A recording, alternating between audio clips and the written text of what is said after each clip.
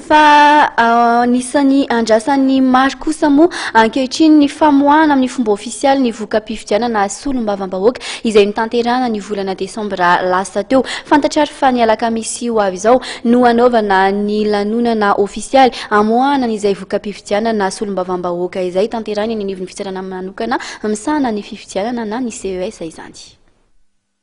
Ny alakamisy 9 febroary avy izao no amoaka amin'ny fomba ofisialy ny voka-pifidianana solombavambahoaka ny fitsarana manokana misahana amin'ny fifidianana na ny CES raha ny fanasana izay nozaraina amin'ny tompona ndraiky mpanjakana izatsokadiny.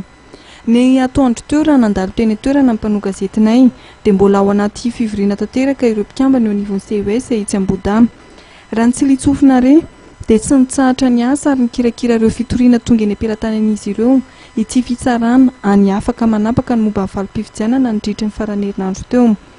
Raha toa kosa ka ny alakamisy ho avy izao no avoaka ny fomba ofisialy ny voka-pifidianana solombavambahoaka dia ny talata 12 volana febroary no tanterahana ny fivoriana voalohany eo anivon'ny antenimieram-pirenena araka ny voalaza ao anatin'ny lalam-pandrenana ny Repoblika faha-efatra.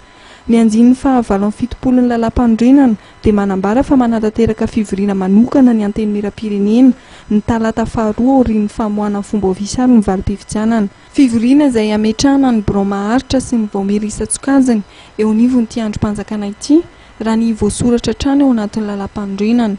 Marihana fa afaka mandray fanapa-kevitra ny anafoana fifidianana tamina faritra ray na koa anafoana ny vato izay azona kandida iray ny CES raha toa ka hitany tsy mifanaraka amin'ny lalàna ny fifidianana izay mitranga.